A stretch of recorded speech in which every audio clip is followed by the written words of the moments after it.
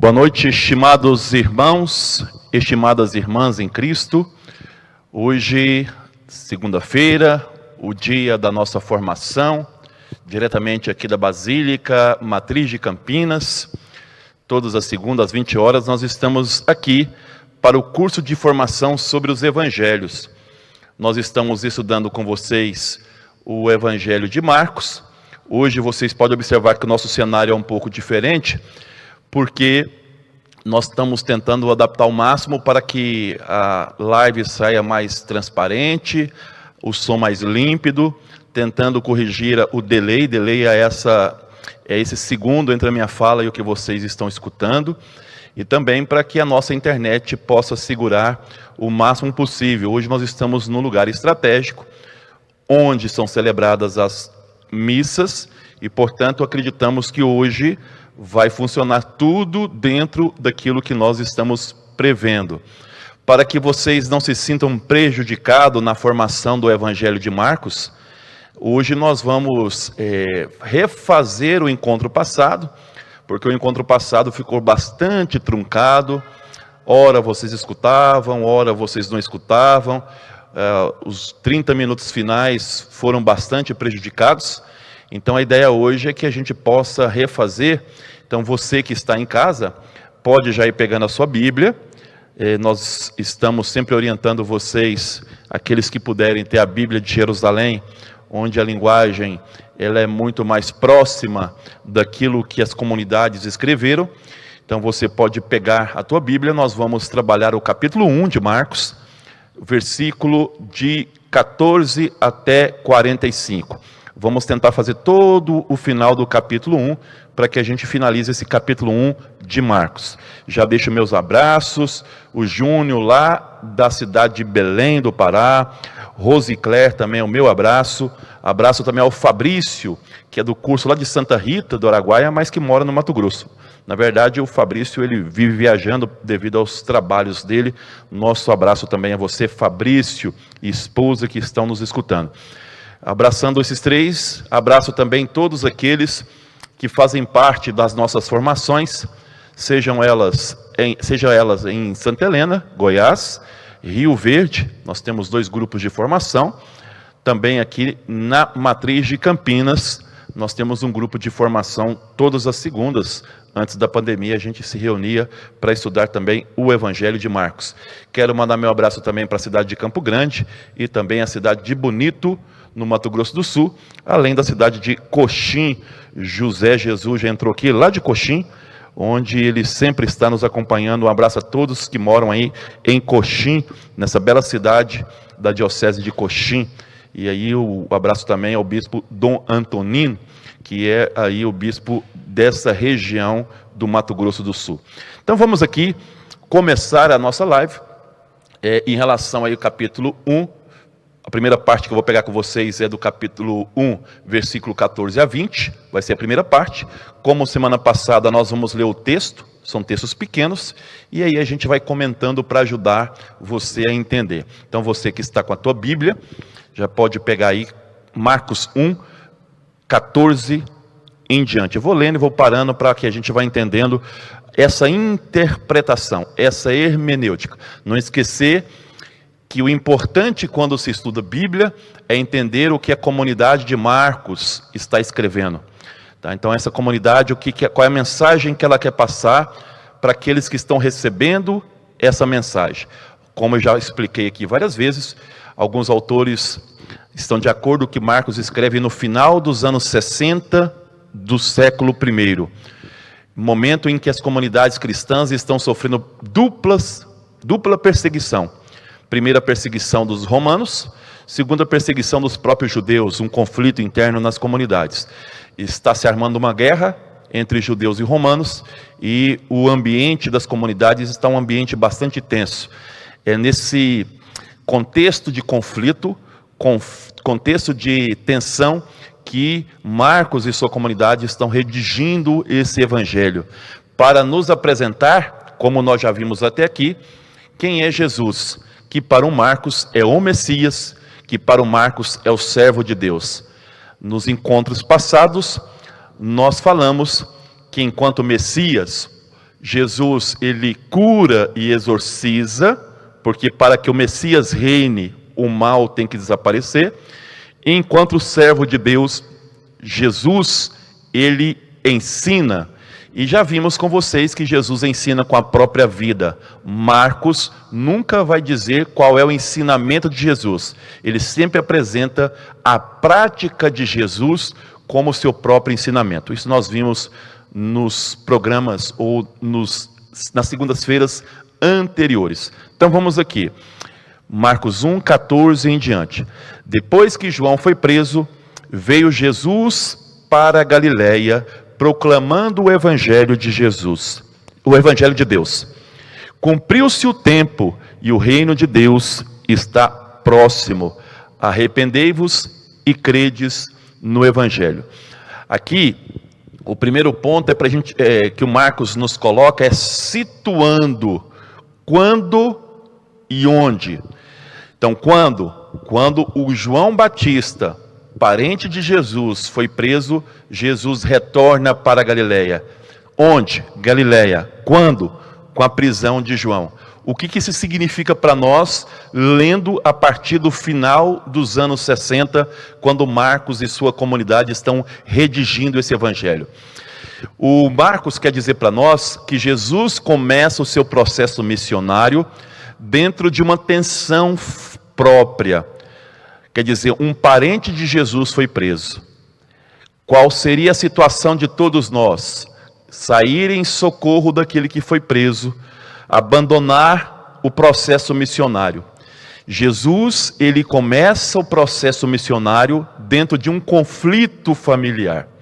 O que o Marcos está dizendo para nós é que na época que ele está escrevendo, muitos estão sendo presos, muitos passam por conflitos pessoais, muitos passam por conflitos familiares, e muitos estão desistindo de pregar o evangelho por causa desses conflitos. Marcos está dizendo que Jesus agiu de forma diferente. Mesmo diante de um problema familiar, mesmo diante de um problema pessoal, Jesus Cristo não abandonou a sua missão. Ao contrário, voltou para a Galiléia para iniciar a sua missão. Marcos está dizendo que nenhum problema, seja de ordem pessoal, seja de ordem social, econômica ou política, pode ser motivo para que a gente abandone a missão. Esse é o primeiro ponto importante. O segundo ponto, onde? Galiléia. Nos primeiros encontros aqui, nós falamos para vocês que o evangelho de Marcos é um convite ao retorno, é o convite ao recomeçar. Jesus sai da Galiléia, vai para o Jordão e agora está voltando para a Galiléia. O Marcos está dizendo para nós, dessa Galiléia, várias situações. Primeira, que nós que queremos seguir Jesus, e o evangelho de Marcos é o evangelho do seguimento de Jesus, é o evangelho do discipulado, dos discípulos que estão sendo perseguidos. Então Marcos está dizendo que a tarefa de Jesus já foi concluída, quando ele está escrevendo. Agora cabe a nós voltarmos à Galiléia e recomeçar aquilo que Jesus começou. Então, voltar para a Galiléia é um convite aos discípulos de Jesus, que nós vamos encontrar lá no final do evangelho de Marcos, quando Jesus diz a Maria Madalena para que ela comunique ao Pedro e aos seus discípulos que encontrem ele na Galiléia. Em outras palavras, o que Jesus está dizendo através do Marcos, o que o Marcos está dizendo através de Jesus, é que se nós queremos ser discípulos de Jesus, nós devemos voltar para a Galiléia. E a Galiléia aqui, um abraço aqui para a Júlia, deixa o seu boa noite Júlia, boa noite Marli também. E o que Jesus está dizendo para nós aqui, o que o Marcos está dizendo, melhor porque é o Marcos que está redigindo, é que a Galiléia não é um lugar geográfico. No Evangelho de Marcos, a Galiléia é um lugar teológico. Ela é o contraponto do templo. Ela se coloca em oposição ao poder. Galiléia, na época de Jesus, e na época que Marcos está escrevendo, é o lugar dos excluídos, é o lugar dos empobrecidos, é o lugar dos doentes, é o lugar onde o judaísmo do centro, o judaísmo de Jerusalém, não vê com bons olhos, porque para esses judeus, a Galileia é lugar de judeus que não cumprem a lei. A Galileia é lugar dos pagãos, que o termo é gentios. Então a Galileia é tudo que não presta na visão do judeu que está no centro. Mas é lá que Jesus ele vai começar a sua missão. É da Galileia. Quer dizer, o nome Jesus, que significa Deus salva, Deus escolheu um lugar para começar. Deus escolheu salvar a partir dos excluídos. Deus escolheu salvar a partir dos doentes, dos empobrecidos, dos desesperançados, daqueles que não tinham mais fé em nada, daqueles que se sentiam abandonados pelo grande centro Jerusalém. Então é dali que Deus começa a manifestar o seu projeto de salvação. E aqui é muito claro esse projeto. Qual é? Arrependei-vos e credes no Evangelho. Um primeiro ponto que nós vamos então trabalhar em relação a essa conversão é que o mesmo anúncio que foi feito por João Batista, convertei-vos e batizai.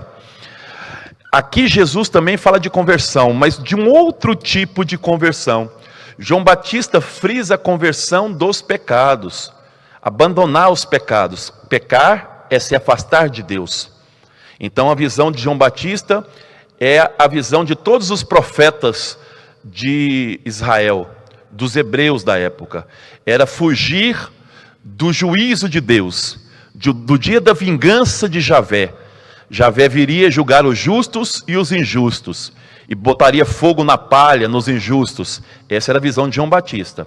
Jesus está propondo uma nova espécie de conversão, a conversão da mentalidade.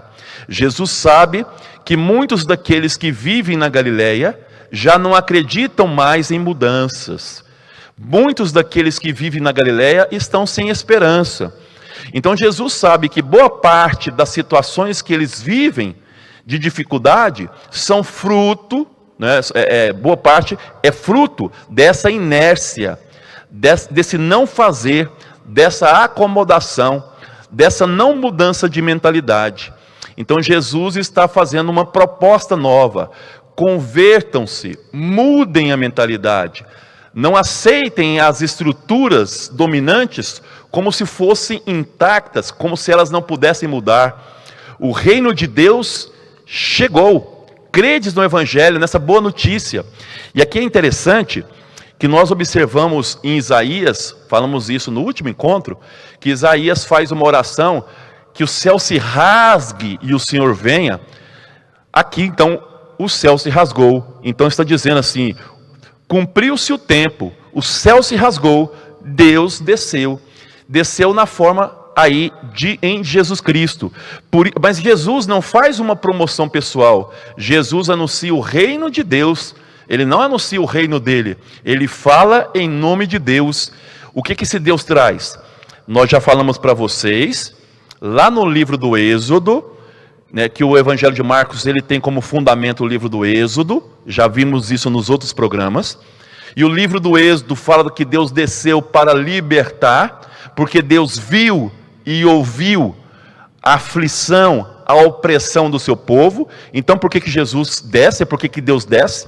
Deus desce para libertar o seu povo, libertar das estruturas injustas, das estruturas dominantes que sufocam aquele povo, das estruturas egoístas que não ajudam a partilhar, das pessoas que sugam a vida das pessoas. Então Deus desce para trazer vida e liberdade. Então o tempo se cumpriu, o céu se rasgou, Deus desceu e Deus então vai mudar. Agora vocês precisam mudar a mentalidade. Se vocês não acreditarem, nada modifica.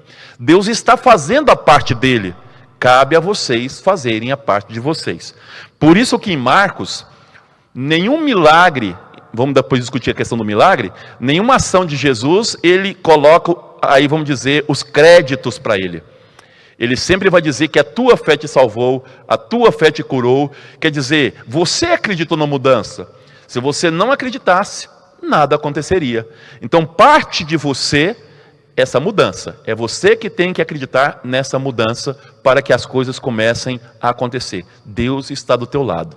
Deus vem salvar o teu povo, principalmente os mais empobrecidos, ok? Vamos aqui ao versículo 16.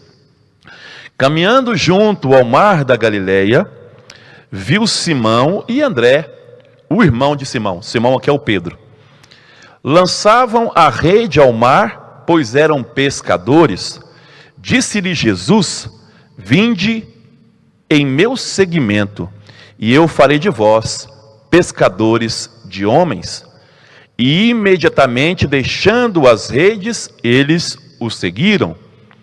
Um pouco adiante, viu Tiago, filho de Zebedeu, e João, seu irmão, eles também no barco, consertando as redes, e logo o chamou. E eles, deixando o pai Zebedeu no barco com os empregados, partiram em seu seguimento. Essa parte aqui ela é bastante rica, e a gente vai dar uma parada estratégica para entender esse pedaço aqui, porque ela é bastante rica. Primeiro, que eu estou levando até vocês, explicando para vocês, ensinando, que na Bíblia nós temos que ler os termos dentro de uma visão teológica mais do que histórica. Os evangelistas, eles escrevem dentro desse simbolismo teológico, e nós temos que entender isso. O mar, veja bem que Jesus ele está caminhando junto ao mar da Galileia.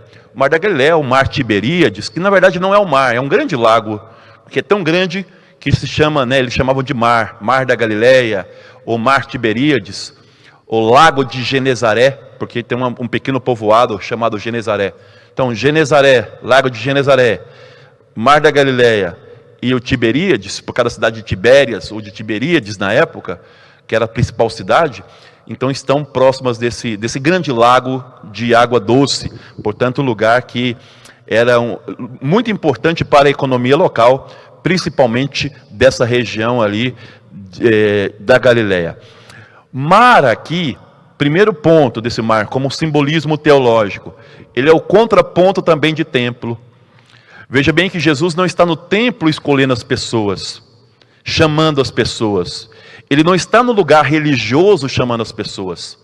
Não está numa reunião de terço, nem numa missa, nem num culto, chamando as pessoas.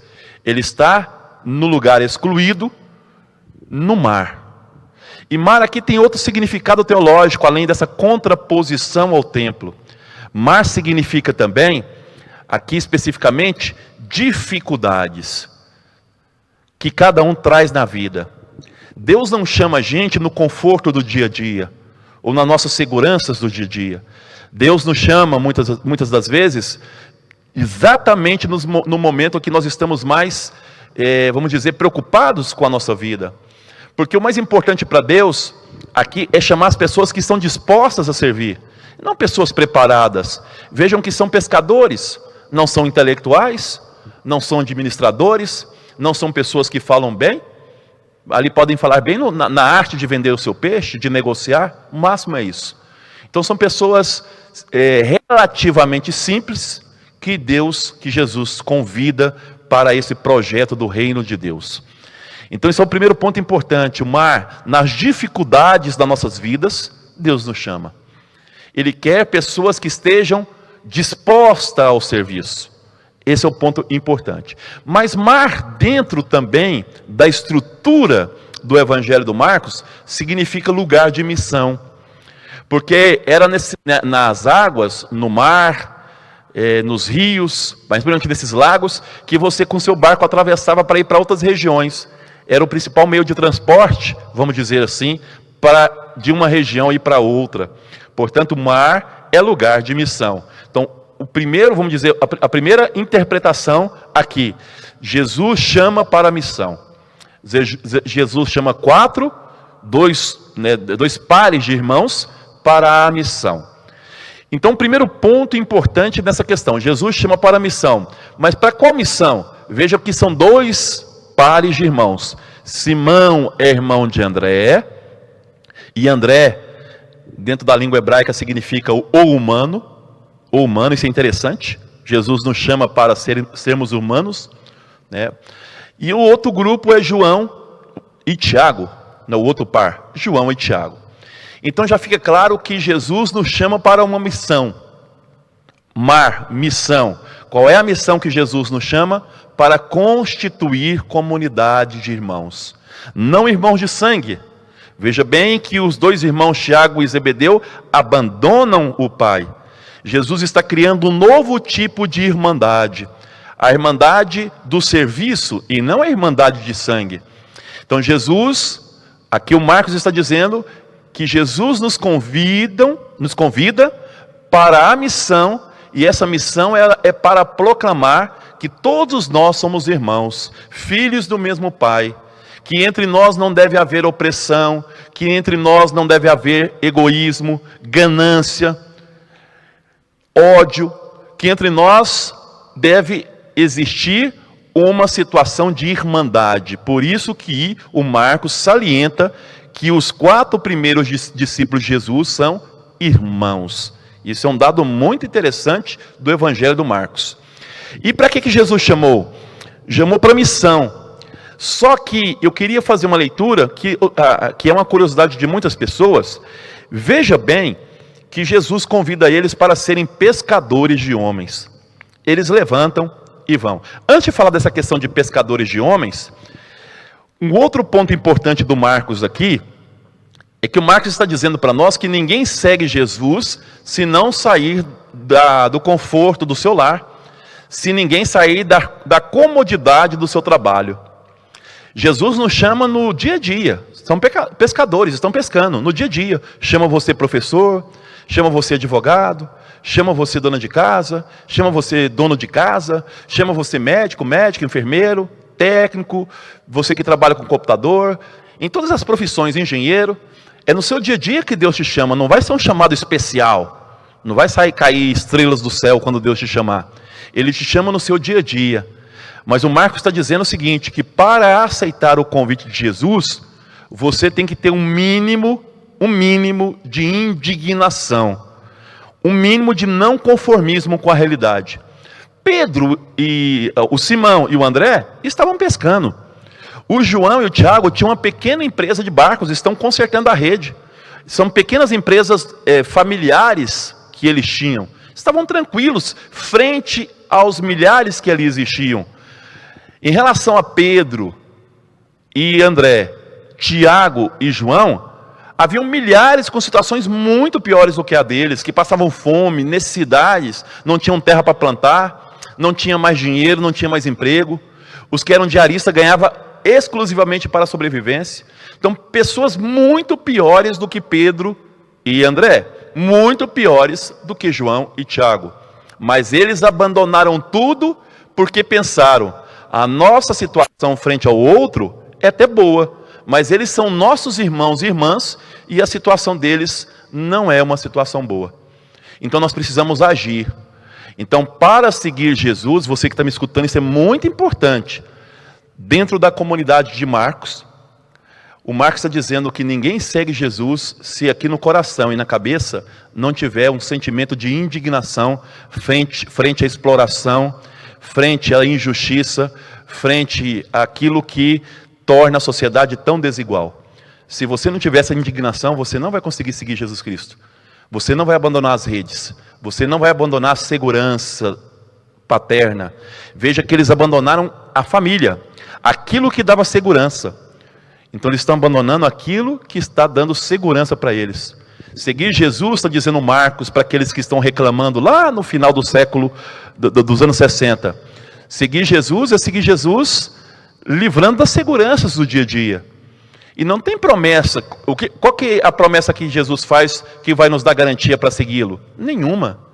Nenhuma. A não ser arriscar em construir um mundo melhor. A não ser acreditar que o outro e a outra estão sofrendo e precisam da sua ajuda. E que Deus vai estar sempre do teu lado.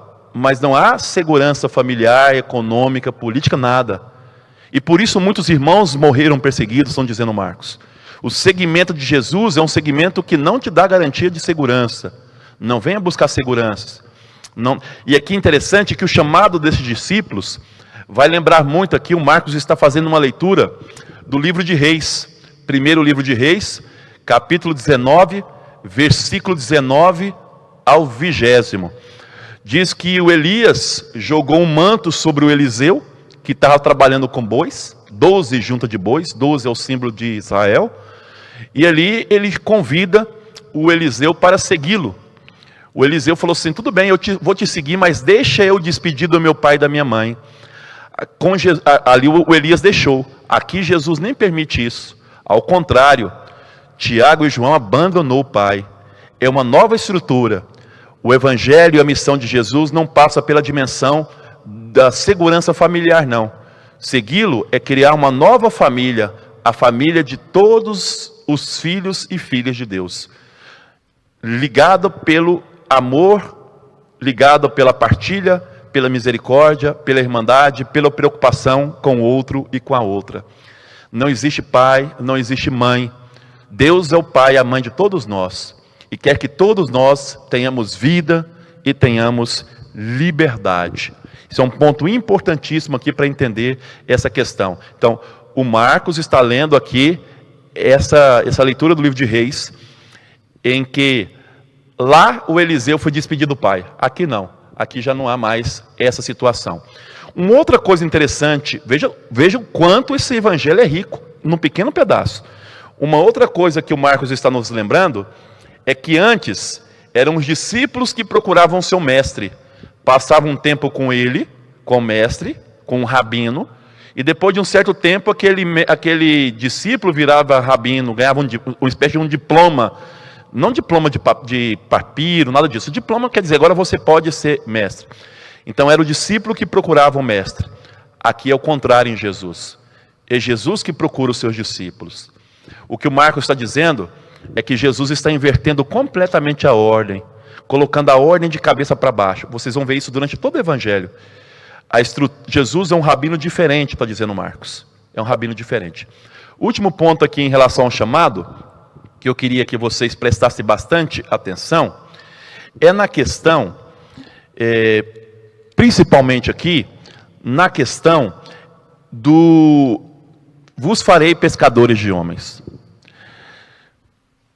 Simão e André, Tiago e João largaram rapidamente o barco, os pais, e passaram a seguir Jesus. Por quê?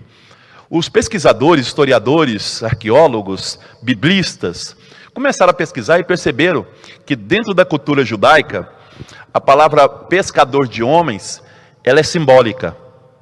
Ela significa não salvar almas, não é isso que Jesus estava propondo, ou eles pelo menos estavam entendendo. Pescadores de homens significa restaurar Israel. Isso é muito importante que eu vou dizer agora.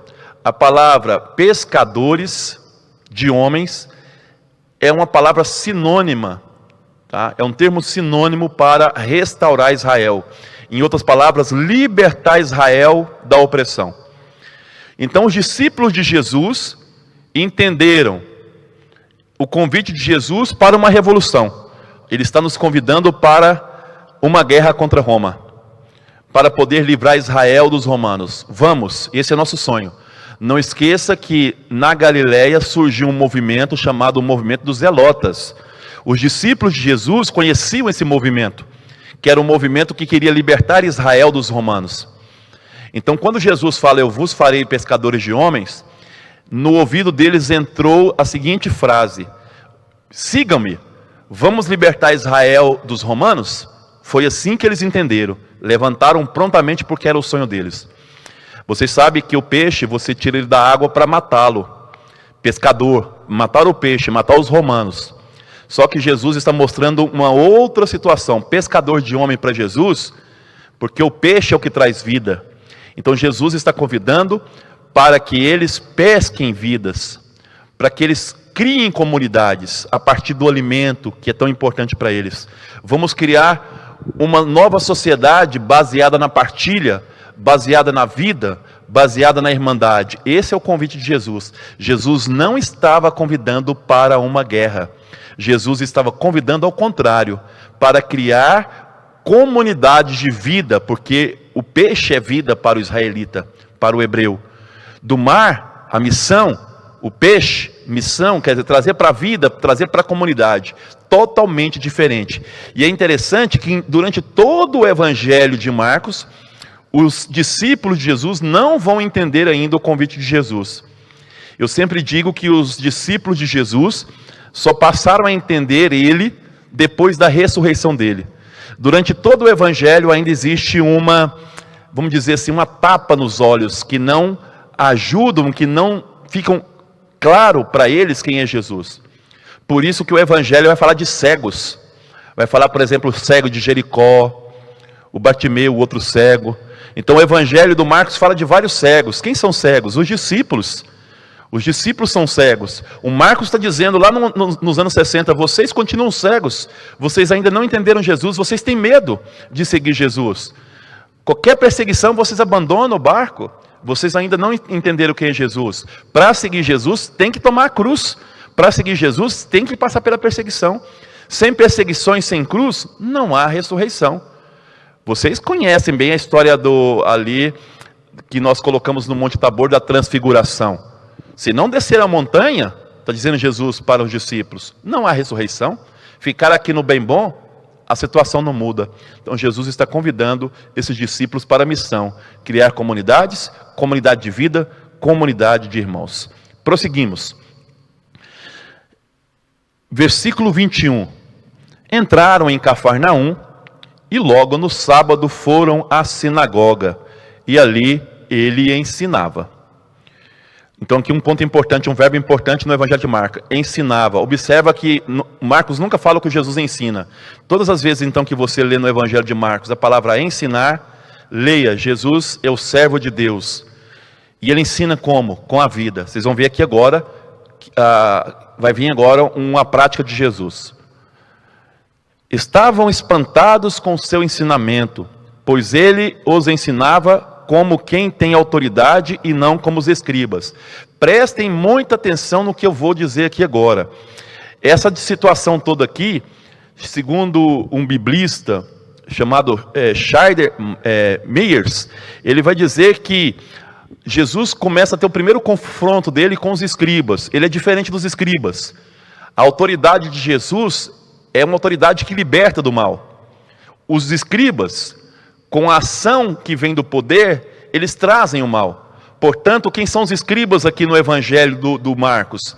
Prestem muita atenção. Os escribas são símbolo do mal, do demônio. Jesus traz vida e liberdade. Os escribas, com a sua legislação, estão trazendo morte e escravidão. Lembra do embate de Jesus com o demônio lá no Monte das Tentações? Aqui o Marcos está dando nome aos bois. Os demônios nesse momento aqui são os escribas. Então nós temos que ter bem essa questão. Vamos continuar. Que dia que era? Sábado. Sábado é um dia sagrado para os judeus. Então Jesus vai entrar em confronto com os escribas para mostrar que a pessoa humana é mais importante que o sábado. Vamos acompanhando aqui. Então ele já fere um estatuto dos escribas. Vamos lá.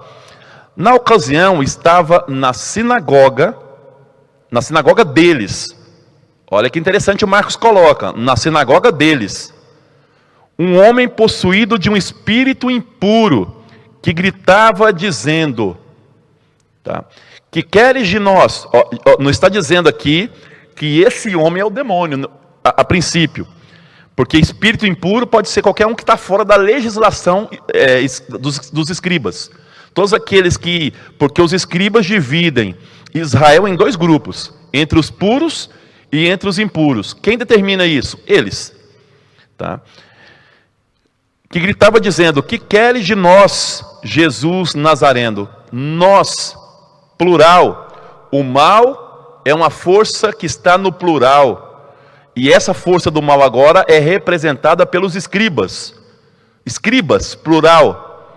São todas as autoridades que com a sua legislação oprimem, trazem a morte. Vieste para arruinar-nos, o mal é forte, está no plural.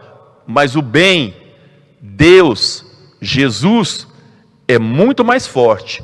vieste para arruinar-nos. O Evangelho de Marcos coloca Jesus como um homem forte. Vocês vão ver nas parábolas do capítulo 4. Jesus é um homem forte. Ele é mais forte do que o mal. Onde Jesus está, o bem está, o mal desaparece. Jesus é a força libertadora. Jesus é o bem que nos liberta do mal. De qual mal Jesus vai libertar? Dos escribas. Os escribas alienam. Por isso que esse homem não está falando por ele. Quem está falando é o mal por ele. É o escriba que fala por essas pessoas. O escriba tira até a liberdade dessas pessoas de se manifestarem. Tudo é eles que determinam. Portanto, a primeira, vamos dizer, libertação aqui é da alienação. Quando poderes mais fortes, como os escribas, nos alienam através da sua legislação.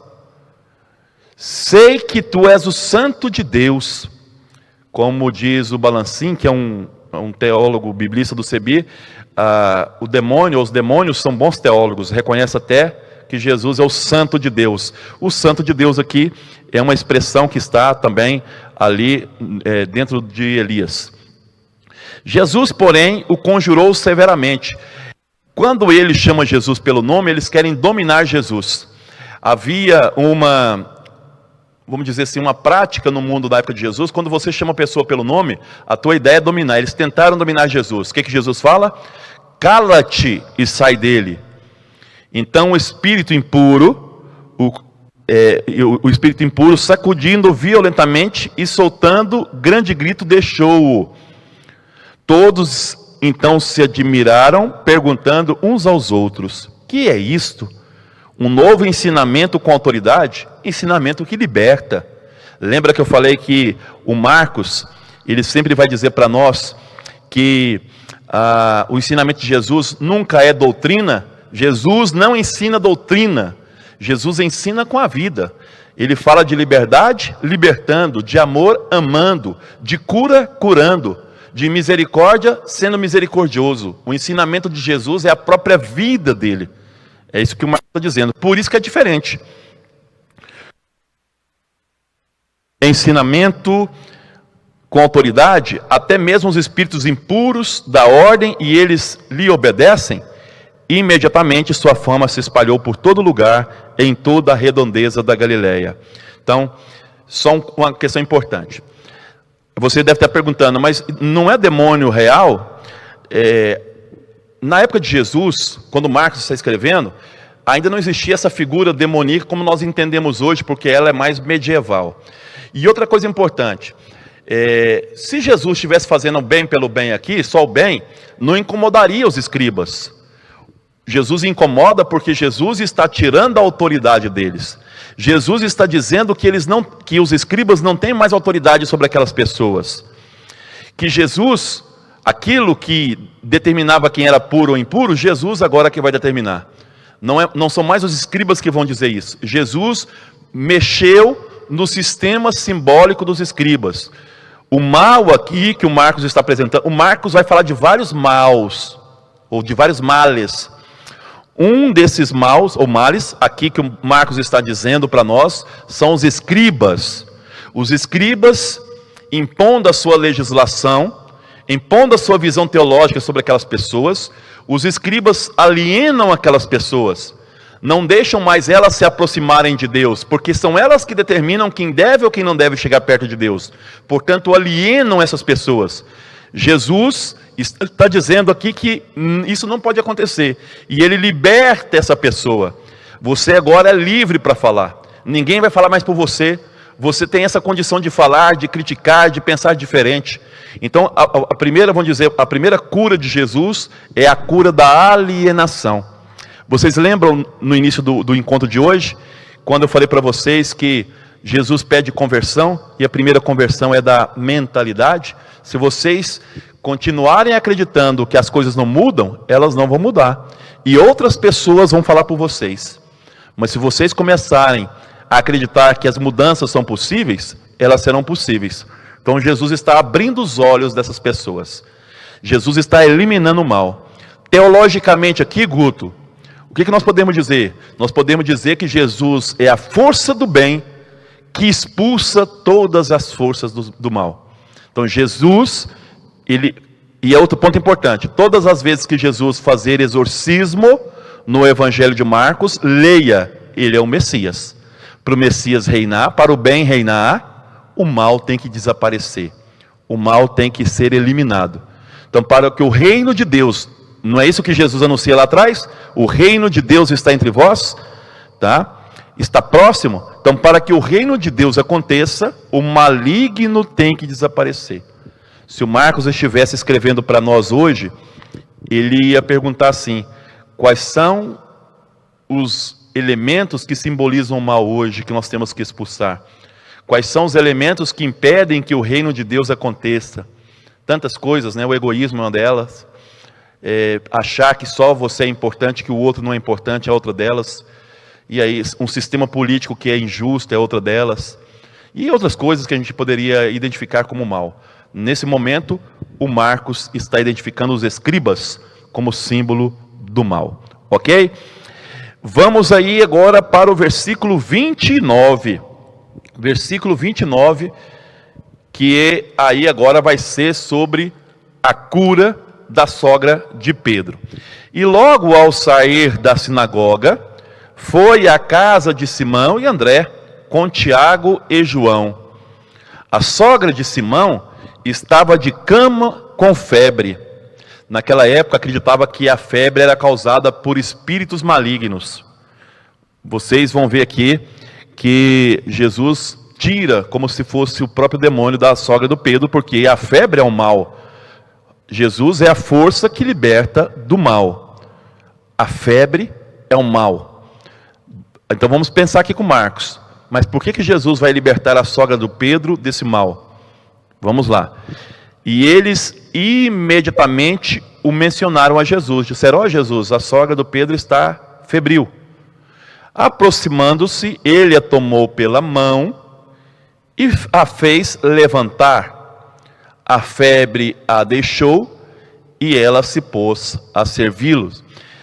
Jesus estende a mão.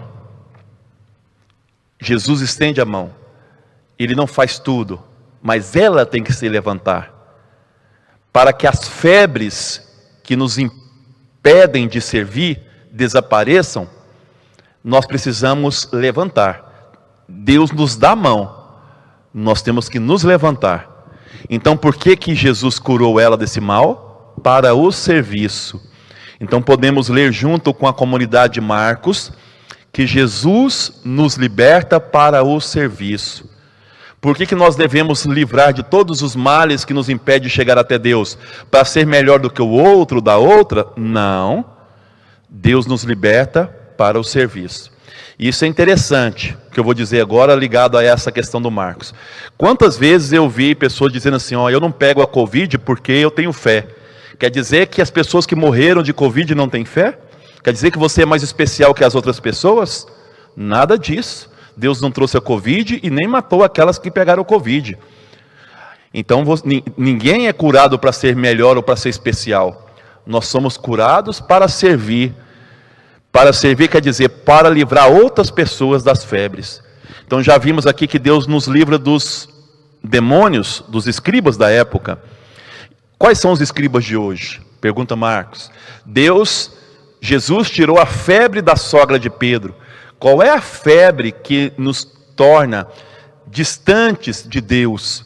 Quais são as febres que nos afastam do bem, que impede a gente de servir? Muitos de nós estamos ainda com febre e não conseguimos servir.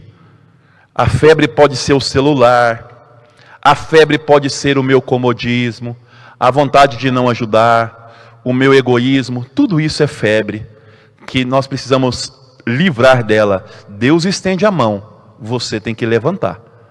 É essa parceria Deus-homem que está dizendo Marcos, ok? Agora vocês vão ver aqui que o Marcos vai fazer uma espécie. Isso é muito comum no Evangelho de Marcos. Sempre depois de um itinerário ele faz um levantamento de tudo que Jesus fez. Vamos lá ver? Ao entardecer, quando o sol se pôs, trouxeram todos que estavam enfermos e endemoniados. E a cidade inteira aglomerou-se à porta.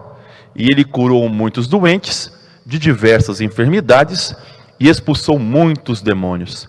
Não consentia, porém, que os demônios falassem, pois eles sabiam quem ele era. Aqui tem muitos dados teológicos importantes para entender isso aqui.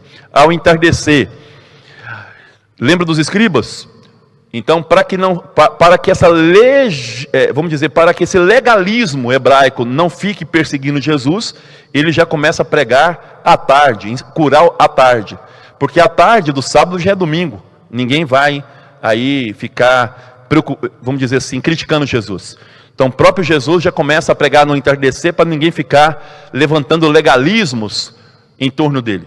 Isso é muito interessante. Por isso que ao entardecer, quando o sol se põe, já é outro dia em Israel. Até hoje é assim? Até hoje é assim. Depois do pôr do sol, já é outro dia em Israel. Tá? Qual é a missão de Jesus que o Marcos apresenta? Duas. Curar significa também exorcizar. Curar e exorcizar e ensinar.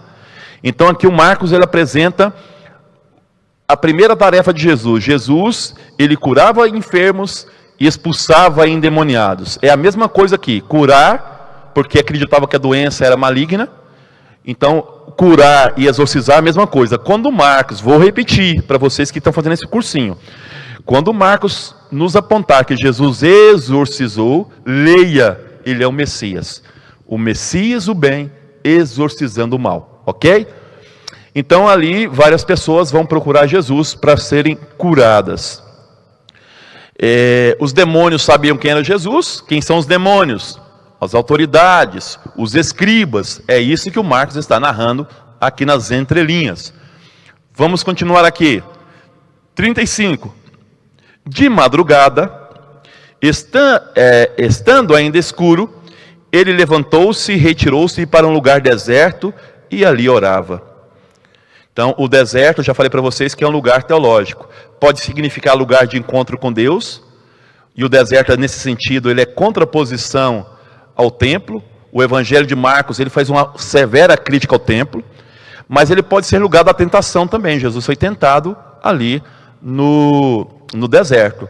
Vocês vão ver aqui que agora o deserto vai ser lugar de tentação. Jesus foi para o deserto para encontrar com Deus. Lugar teológico de encontro com Deus. Mas nesse mesmo lugar ele vai ser tentado. Olha que interessante, minha gente. Jesus, a primeira tentação de Jesus, fora aquela que nós vimos no início, a primeira tentação de Jesus será feita pelos próprios discípulos dele. Vamos ver? Simão e seus companheiros o procuravam ansiosos. Por que será que os discípulos estão procurando Jesus? Aqui vai estar a tentação. E quando o acharam, disseram-lhe: todos te procuram. Qual que é a tentação? Da fama. Os discípulos estão achando ótimo essa fama de Jesus e querem pegar carona nessa fama. Se fosse hoje, talvez o texto estaria escrito assim: vamos tirar uma selfie, Jesus, né? Vamos assim, posta nas redes o que você está fazendo, né? Então, essa fama que todos buscam de forma exagerada nas redes. Disse-lhes, olha a resposta de Jesus. Será que Jesus está buscando fama? Vamos ver. Vamos a outros lugares, às aldeias da vizinhança, a fim de pregar também ali. Pois foi para isso que eu saí. E foi por toda a Galileia pregando em sinagogas e expulsando demônios. Do outro lado, o que Jesus está dizendo é a Decápole. Ali 10 cidades gentílicas, pagãs. Então Jesus está dizendo: eu não vim para ser famoso, eu não vim para que todos fiquem me bajulando, eu vim para curar, exorcizar e ensinar com a vida. Essa é a missão de todo cristão. Você que está me escutando, qual é a missão do cristão? Curar, exorcizar e ensinar com a própria vida. É isso que Jesus está dizendo. Jesus vencendo de novo as tentações. Como nós somos tentados o tempo todo. É isso que o Marcos está dizendo. Aqui o Marcos está dizendo, na década de 60, que ele está escrevendo: muitos procuram fama, muitos procuram prestígios com o Evangelho. Não é isso que Jesus quer de nós. Jesus quer que nós pegamos o mar e saiamos em missão para criar comunidades de irmãos. Finalizando, versículo 40. Um leproso foi até ele. O leproso na época de Jesus, ele era, vamos dizer assim, um isolado físico, porque ele tinha lepra, mas também ele trazia nele o estigma social. Ele não podia conviver com as pessoas. Ele era considerado impuro. Ninguém podia se aproximar dele. No livro de Levítico, a partir do capítulo 13, vocês podem ler isso, você só pode aproximar de um leproso 2 metros. Se o vento bater, você tem que ficar 4 metros distantes dele. E os rabinos da época podiam inclusive pegar pedras e jogar nos leprosos, para que os leprosos se afastassem. Então a tendência dos leprosos era viver isolados no deserto, nas montanhas. Eles eram altamente excluídos e chamados de impuros. Esse leproso com certeza procurou um sistema legal para dizer para Jesus que ele já estava bem. Por isso que ele vai aproximar agora de Jesus. Olha o que ele diz, que é muito interessante. Ele vai dizer assim, ó: um leproso foi até ele implorando de joelho. O que esse leproso teve? Fé. Não esqueça disso. No Evangelho de Marcos, Jesus está estimulando as pessoas a mudarem de vida. Se você quer mudar de vida, vai acontecer o milagre, vai acontecer a mudança. Se queres, tem o poder de purificar-me, de declarar que eu sou puro. Possivelmente ele já não tinha mais nem a lepra, mas o sistema legal ainda não tinha dado essa purificação. Jesus está se metendo dentro do legalismo judaico. Quem é que pode declarar quem é que é puro ou quem que não é puro? Escribas, autoridades, os homens, os sacerdotes, são esses que podem dizer se a pessoa era pura ou não. Esse leproso vem até Jesus. Se queres, você tem o poder de purificar. Tá? Irado, Bíblia de Jerusalém, fala irado. As outras Bíblias falam compadecido. O termo correto é irado. Jesus está com raiva. Com raiva do leproso? Lógico que não. Jesus está com raiva do sistema que exclui o leproso.